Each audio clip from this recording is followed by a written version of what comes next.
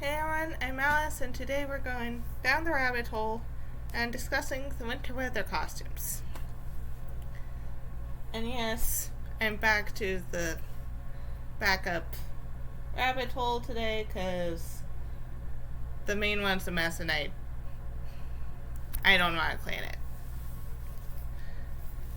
Now, if you don't know what I'm referring to when I say the winter weather costumes, this may surprise some viewers, but in Disney parks it actually gets cold-ish. Well, especially in the US parks, cold is relative. It probably isn't to natives. And natives are probably the ones who are generally getting jobs as cast members.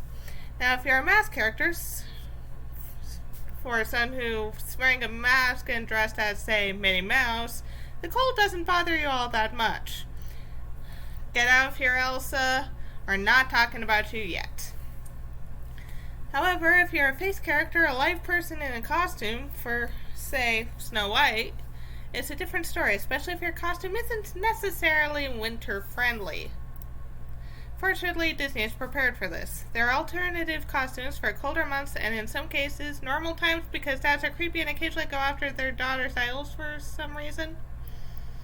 I won't be ranking these because I don't believe in ranking costumes, but I will be providing commentary. Snow White has minimal changes, but the sleeves are longer and the neck is usually a little higher.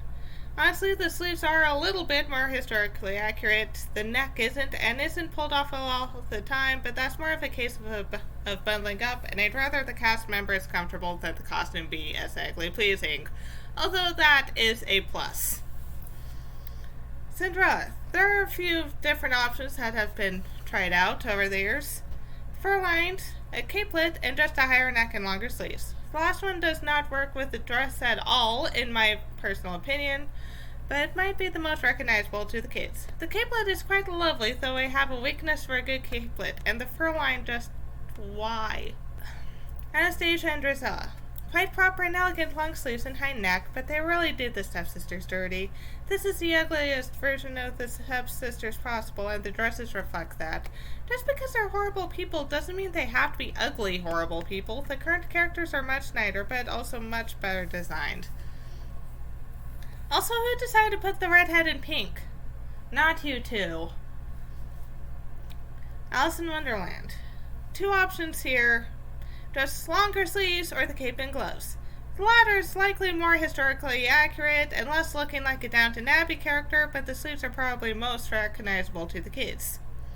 Wendy Darling has one look that's a more mature version of her nightgown with longer and puffier sleeves in almost a style that you could wear out of the house. One dress that looks like a quilted version of the traditional, which I like better actually.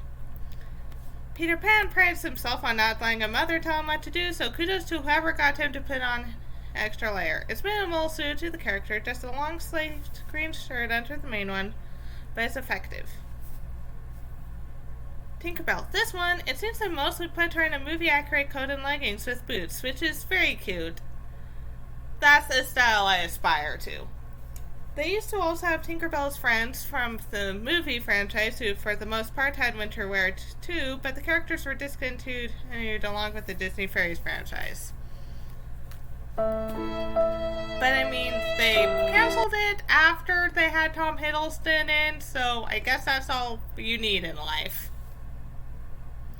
Aura. Some versions just make her sleeves thicker. Some gave her a fur lining and a higher neck. One even gave her a cape. The cape is my favorite for obvious reasons, a cape, but all are beautiful.